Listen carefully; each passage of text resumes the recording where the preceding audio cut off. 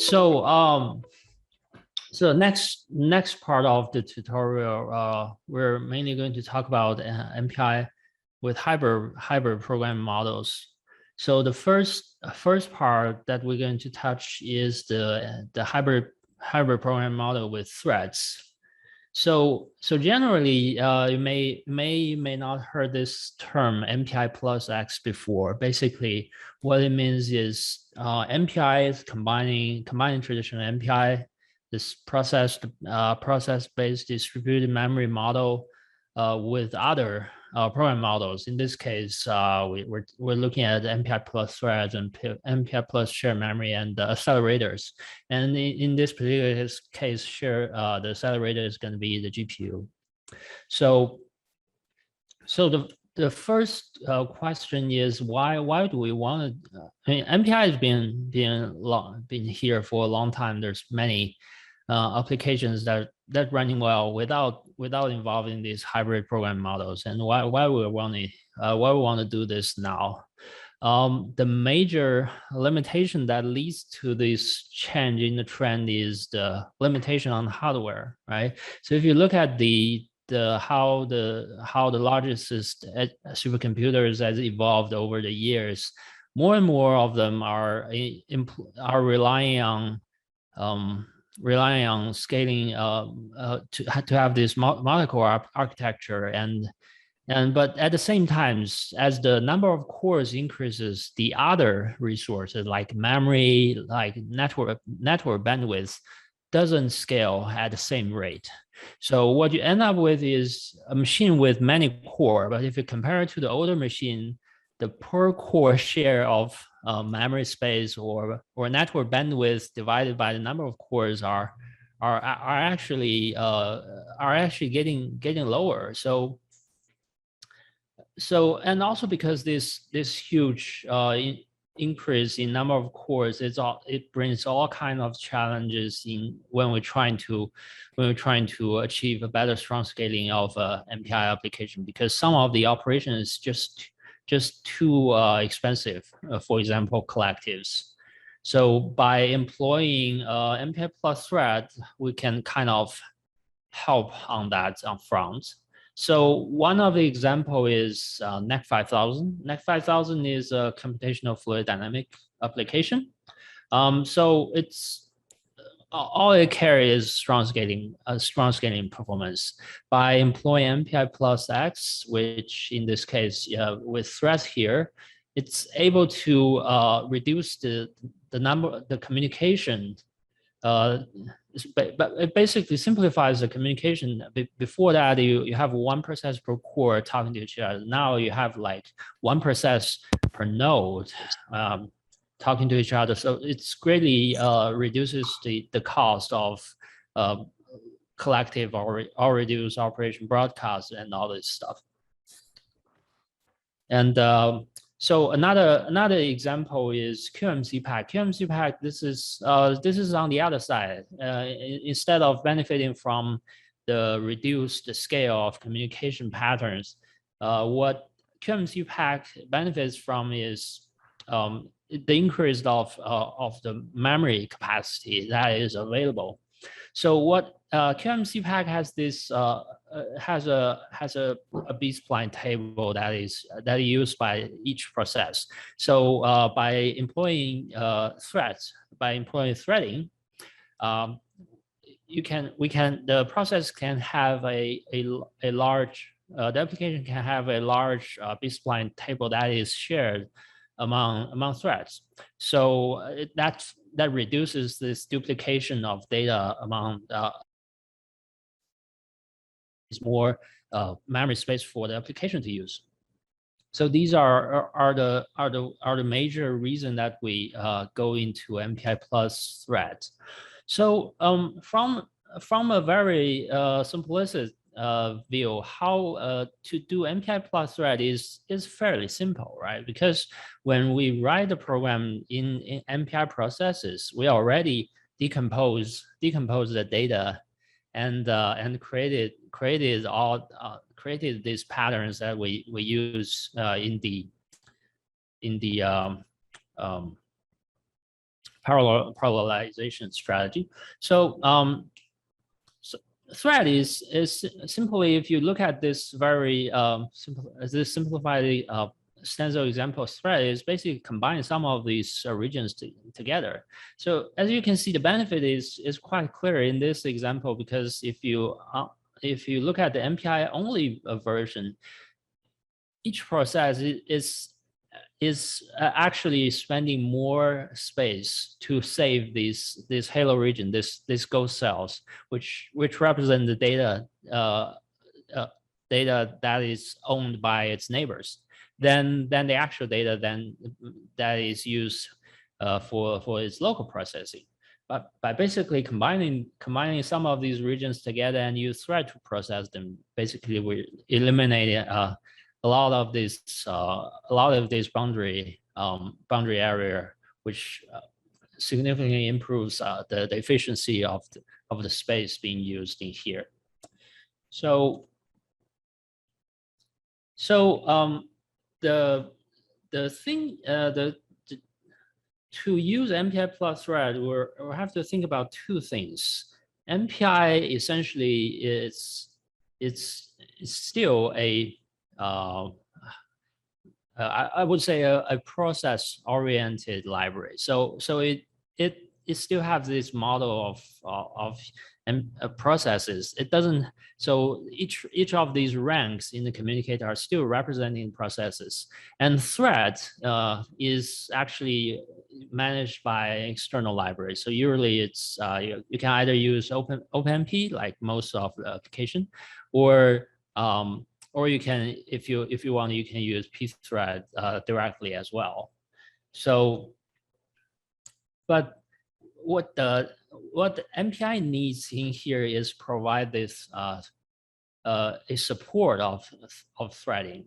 So we so in MPI we defined several interoperability level for threading. So we have the basic one is the MPI thread single. Basically means MPI has no thread support. So if you, in this case, if you want to call MPI operations in threads concurrently, there's no thread safety, there's no correctness guarantee, there's nothing. Okay, so basically this is the thread single is the traditional MPI. On top of that, we have thread funnel, thread serialize, and thread multiples. So I'm going to the details of each of these, but basically the takeaway here is, as you're going down on the list, there's more flexibility of how MPI operations can be supported in threading in multi-threaded models, but it also adds overhead on the library side, because we will have to make sure the operation is thread safe. But if you go up, you have more restriction about how MPI operation can be used in this MPI plus thread model. But again, it's because it's simpler, so it's much more easier for a library to optimize to get a good performance. But so this is something to keep in mind. So yeah, like I mentioned, there are 4 thread safety levels. So one more thing that I want to point out is in order to use MPI plus thread, the MPI application must be initialized with this MPI init thread function instead of MPI init. Although if you have a MPI plus thread program with and initialized with MPI init, for most of implementation, it may still work, but it's actually an incorrect program. So so that is one thing that you need to be careful of. So the MPI thread init has 2 parameters compared to MPI init. That is a requested and provided. So what it means is that the requested is what the application wants as a thread level. So it's either be like single funnel or serialized or multiple. The provided is for the MPI library to return to the user and say, hey, your request, for example, you're requesting a MPI thread multiple, but the library, maybe it's an older version and it doesn't support that. And the library can return and say, I only support the MPI thread funnel. So the user would have a chance to look at what the MPI library actually supports and may decide, oh, okay, I can also work with that, and I just flip a switch in my code and it will work in that mode. Or you can just simply return and say, I really need the MPI thread multiple, and I'm not gonna like support other thread levels. So yeah. So these are the details for the full level. Like I mentioned, thread single is basically no threading support. So you can the example code here is basically just a simple no threading program. So basically you have a loop doing some computation, and then you do MPI operations. So to go one step down, there's this thread funnel mode. So the thread funnel mode allows you to use threads, but only the main thread is going to do MPI call. So there's two restrictions here. So it's only one thread can do MPI call, and that thread has to be the main thread. So the main thread in this context is the thread that calls the MPI init thread function. So as you can see here, basically is you can create a bunch of threads, and these threads are doing computations. But before you do any communications, you have to wait for those threads to finish, and then do the MPI operation inside the main thread, which is the one that calls the init threads. So the next step is the MPI thread serialized. This is sort of similar to the thread funnel. That is still only you can still only have a one thread to make MPI calls at a given time, but that one thread could be any of them. So basically, it means synchronize your thread before doing communications. Right. So the biggest difference here is that if you look at the thread function on the right, we're doing an MPI operation inside the thread function. The pthread mutex lock here is going to protect this MPI function call, and making sure that there's only one thread is going to perform MPI communication at a given time. So lastly is the MPI thread multiple model, which is which offers you the most freedom. Basically, you can have MPI, all the threads doing MPI calls at the same time, and the MPI library is gonna provide whatever thread safety is needed under the hood. So this by far is the most flexible and also the hardest to optimize from the library's perspective. So yeah, so like I mentioned, there's 4 levels of threading support that you can choose. The general guideline is think about your program. What is the model that fits your program the best? If your program can just do MPI thread funnel, you don't have to. The general guideline is if you can satisfy your program with a simpler thread safety level, don't go above it, because it's more likely you will get a better performance, and it's also easier for user to program in this kind of, which we'll see some of the challenges we have in programming multi-threaded MPI programs. So And also remember to use MPI init thread instead of using MPI init. So far, let me see if there's any questions. Is there any questions that we should talk about?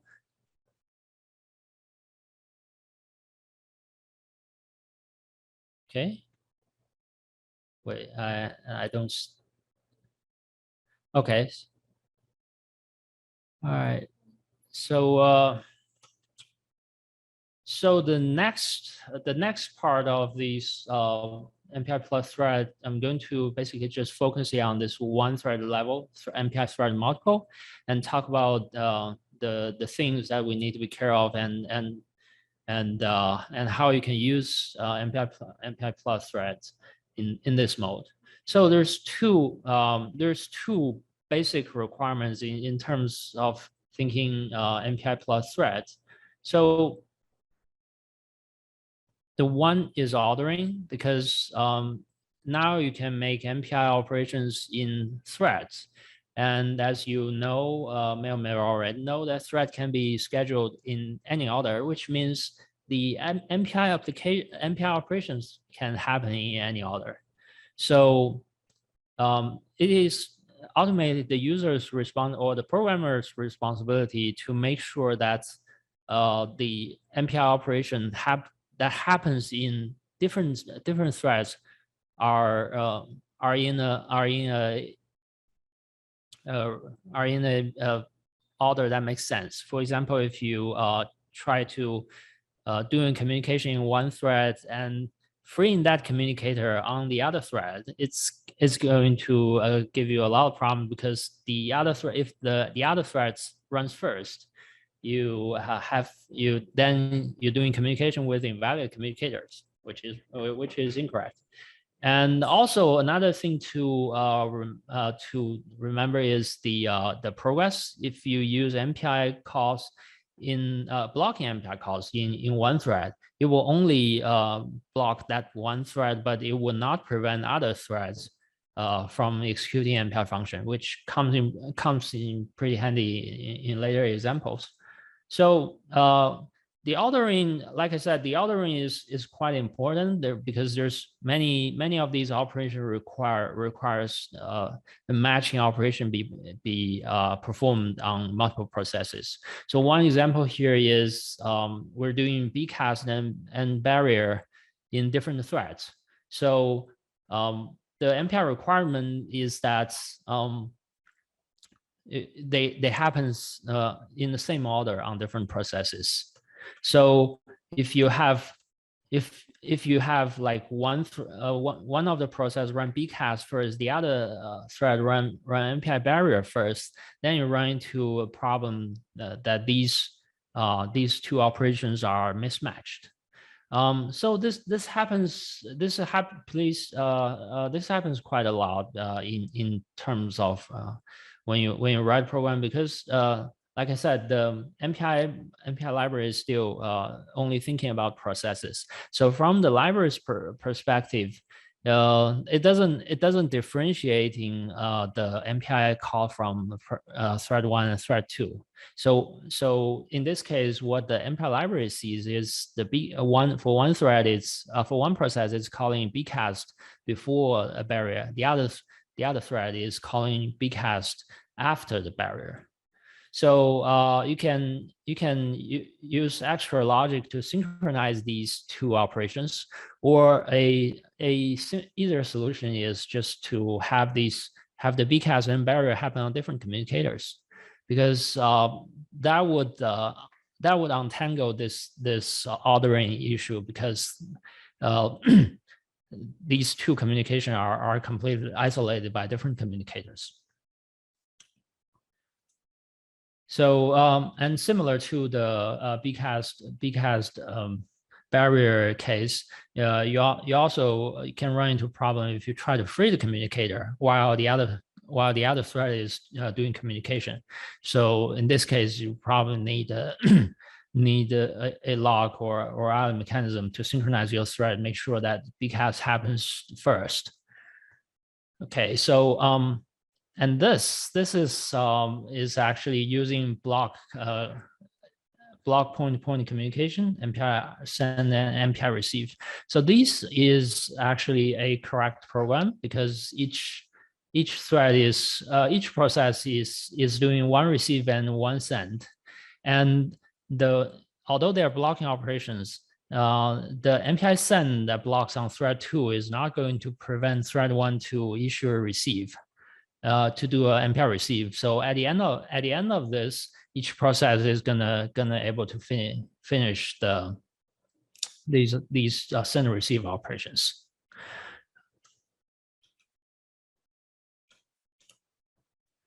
So yeah, I'm not going to repeat that. So for most of the case, if you look at the MPI library today, thread single and thread single is always supported. That's the MPI itself, right? And most of them are actually supporting threading funnel, although they may not explicitly say that. But many of them does have the support for thread multiple. I think if you work with the MPI plus thread before, you might heard that the MPI performance issues with MPI thread multiple mode because the overhead of providing thread safety. We have some slides to address and giving recommendations in this in later part of this tutorial. I'm going to talk about that later. Okay, so yeah, this is the current situation. So the hybrid, basically the one important consideration when you use MPI plus thread is the correctness. And unfortunately, for some of the cases, it's not obvious why the application is incorrect. As we will see an example. But the good thing is many of the commercial debuggers that is available on these large supercomputers, they have debugging support for MPI plus thread. So it's actually fairly easy to debug the program.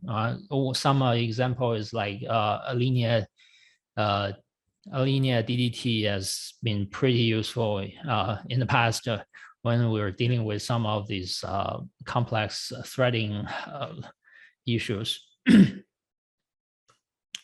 Okay, so as I said, sometimes the incorrectness of a program is not obvious. So let's look at an example. So this one, okay, this is not the original code, but a simplified version that can easily reproduce the problem. So the example here is basically this is a 2 process, and each process runs 2 threads of this. So basically, each thread is going to do 2 send and 2 receive to the other process, and do another 2 send and 2 receive. It's written this way because it was a loop inside it, but to simplify the case here, we're just showing all the send and receive happening in the same level. So on the receiver side, it has the MPI receive and MPI send that is matching to this. So at first glance, you would think this is using MPI blocking operations. So eventually, and you see there's one process is doing send first, the other process is doing receive first, though, and they seems aligned with each other pretty well. But the thing is, the user submit this code to us and say sometimes you run into deadlock, and we couldn't figure out why. And it took us a very long time to realize it's actually a bug in the code. So basically, this is what the user intend for the application to do. So the 2 receive is going to match with the 2 send on the other side. So thread 1 to thread 1 and thread 2 to thread 2. that is a plan. However, the plan does have a flaw because MPI doesn't have the concept of thread. So there's no guarantee that these received from thread one is always going to the thread one on the other process. Okay, and this is what happens when it runs into deadlock. So so there's two receive from the thread one in rank 0 is first matched with 2 send from thread one on rank 1. So that's our plan. It's working fine. And then things are getting weird because now that in rank 1 thread 1 if it posted 1 receive, but before it can post the second receive, the thread is getting descheduled, and thread 2 now comes in and it posts 2 sends and posts 1 receive. And on the other hand, the 2 send posted by thread 2 on rank 1 is received by 2 different threads on rank 0. And then after this point, you'll see all these threads are posting receive and none of them is doing send. That's why this application deadlocks. So if you compare it to this scenario, to the intended plan of this communication, the core reason is this crossover between the thread, right? So one way to address this might be you can use a thread ID as the tag. So instead of just matching the rank of the process, it will also match the tag, which can be the thread ID. So it would avoid this problem, and it can make sure that the message intended for thread 1 is only going to be matched by thread 1. Or you can use different communicators in this case. But this is a very good example just to demonstrate how a simple program can evolve into a complex deadlock problem when the thread scheduling order is being involved. Okay, and also so another thing I want to talk about is most of the application today, when they use threading, they use okay, is there, let me just stop right here. Is there any question so far that haven't been answered on the Slack channel? I can yeah, it's answered, but it may be worth mentioning because several people are asking is, sure, if I'm using MPI and OpenMP, why do I need to bother with the thread level? I mean, the answer was that OpenMP itself is threads. That's right. Not something else. But if you want to just say that thread doesn't just mean POSIX threads. And another question is, why if there are multiple threads, but none of them are doing MPI, why do I need to bother with this? I mean, the threads are not doing MPI. The threads are doing other things. Why do I still need to set a thread level? Those are the questions. So the thread level is, well, to be accurate, the thread level essentially is setting what the thread safety feature inside the MPI library. So if your thread is only doing computation, you actually don't need to set the thread level. And in fact, you don't even need to initialize with MPI init thread. Because from the MPI perspective, you're just doing MPI communications with the process. The thread level, thread funnel, and the thread serialize are different is because we will have to manage the thread safety inside the MPI operation, even though there's only one thread is doing MPI communications. And on top of that, MPI thread multiple basically allows every thread to do MPI communication, which is obvious why the thread setting a thread level and initialize the thread safety in MPI is important. No, what did you say in the beginning, that if there are other threads, then you don't need to set the thread level, but that's thread funneled, right? No, sorry, what was the? So they're saying that suppose there are multiple threads, but the other threads are not doing any MPI, that only the main thread does MPI. That's like the thread funneled model, where everything is on the main thread.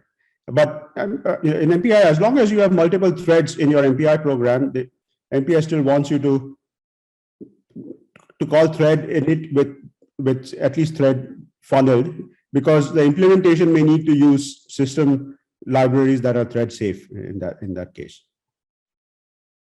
Yeah, yes, that's another concern. Okay, so shall we continue? So and the next just some example for MPI plus OpenMP correctness. So as many of the application does, they use OpenMP to manage the multi-threading programming part. And there's we have just here is just some example that we need to be careful of with OpenMP. So here's I'm not sure. Let me just explain this a little bit in case you're not familiar with OpenMP in this case. So in this example code, basically we have a parallel loop where each iterations can be executed by different threads. So what the code does here is for all the iteration is going to perform MPI receive, and in the even iteration, it's going to perform the MPI send. And both of them are blocking MPI communication here. And while you think it might be safe to use them in thread, in this case, it's actually not safe. The reason is that depending on how many threads are there, or the iterations being scheduled on these threads may result in all of them doing MPI receive, or all of them doing MPI send. For example, if let's say that this is like this is 100 iterations, and if we run the application with 50 threads, so if the OpenMP runtime libraries decide to distribute these, divide this loop into evenly across all these 50 threads, then basically you have all the threads starting from the even or odd iteration, which means all of them would start doing receive and then block there, and it won't progress. So one of the way to address this problem is to set schedule. So basically, the schedule here is basically asking the OpenMP to schedule the iterations in the schedule the iteration linearly and one by one to each thread. So it avoids all the threads doing all the iterations or even iteration, that kind of problem. So I wouldn't spend too much time to explain the OpenMP semantics here, as you will get the OpenMP tutorial tomorrow. But just so you know that this is something to consider, and you can revisit them after the OpenMP tutorial. So this is another case, right? So instead of doing an MPI4, we we're doing an MPI task and use a task to perform the MPI operation. But this is essentially results in the same problem because this task can be scheduled in any order. So there were still chances that they're all doing receive and block. Okay, so another solutions might be, hey, maybe I'm not going to do that. Maybe I'll just do MPI task loop. It's different pragma, but it's still the same problem. Okay, so then you think, oh, it's running into this problem because we're using blocking operations. How about I just do I send I receive and do a wait inside this loop? But as you can imagine, this is no different from because you have MPI wait plus I send or I receive inside the loop. Essentially, it's equivalent to doing MPI send or MPI receive. Okay, and then you might want to say, hey, how about we just, instead of, because this MPI wait is blocking, how about we use some non-blocking like MPI test, and we'll just try to yield if it's not done. The idea is okay, but the problem is that OpenMP task yield does not guarantee a task switch, so you might still end up with deadlock cases. So a correct solution for this problem is simply just allocate using MPI I send I receive inside the loop and create many requests.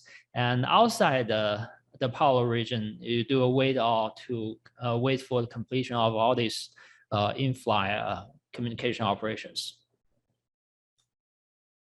So yeah, so usually I would do this section more interactively, like asking questions, see how the audience will respond. But fortunately, with the virtual setting, it's kind of limited. So and also this similar issues is not only with MPI point-to-point communication, but also with MPI one-sided communication, where different threads can contend for the same lock in this code. So we have 5 minutes to the break, I think. Let me look at the. Yes, we have 5 minutes to break. So I'm going to just quickly go over the first exercise in MPI plus thread. And okay, so what in this case, what we're trying to do is we are taking the stencil example that we have from the derived data type parts, and we can transform into a basic thread funnel mode MPI plus thread operation. So basically, as you can see here, all we need to do, since it's a funnel mode, so all we need to do is we want to move the communication, the computation part into OpenMP parallel region, and the main thread still does all the communication. So you need to synchronize between these computation in the OpenMP region and the communication in the main thread. So I think I would just stop here, and you can try with the hand-on example, and we can resume after the break. And also, if you have any questions, I'm happy to answer right now. Yeah, there were several questions. If anyone wants to ask them orally, you can turn on your audio. That might be quicker. We've been answering them as well, but if something is not yet clear, feel free to turn on your audio and ask.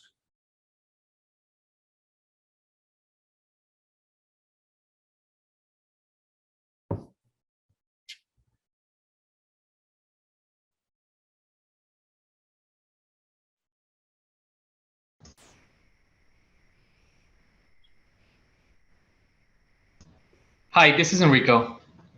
Hi. I guess it's still not completely clear to me when do we need to use MPI underscore thread function. I think I posted an example on, or somewhat of an example, the idea of an example on the Slack channel. I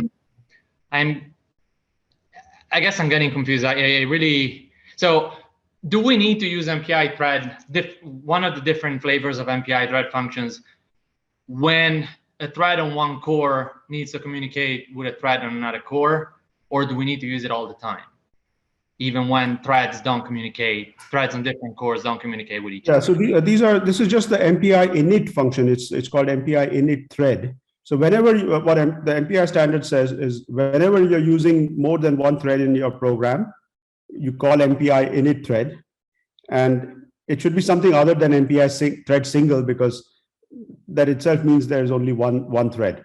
So you should call MPI init thread with at least MPI thread funneled, which means there is one thread only which is doing MPI. There may be other threads. Now, if you didn't do this, your program may still work on some systems, but it's not exactly according to the standard.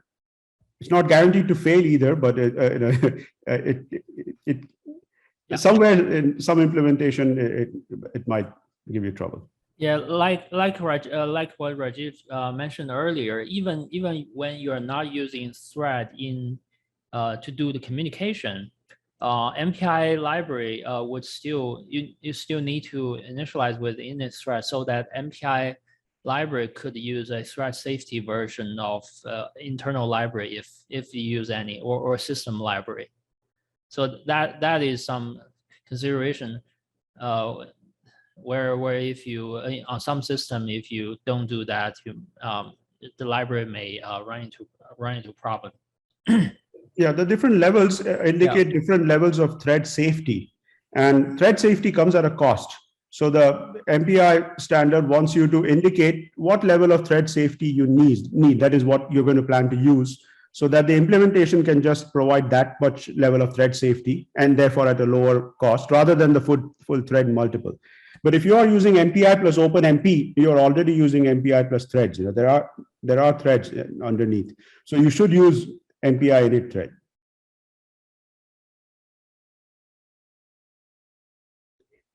And if you're not been using, means you've been getting away with it, but it's not exactly right.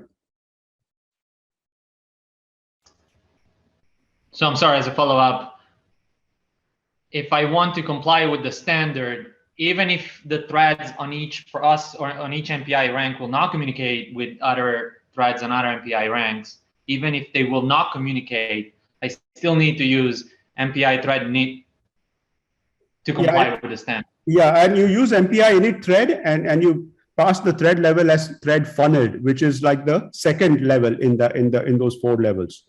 So that level just says that's exactly the scenario you have. There is one thread that is doing MPI, all the MPI calls. The other threads are not concerned with MPI, but they are there. That's what that level says. Okay, thank you.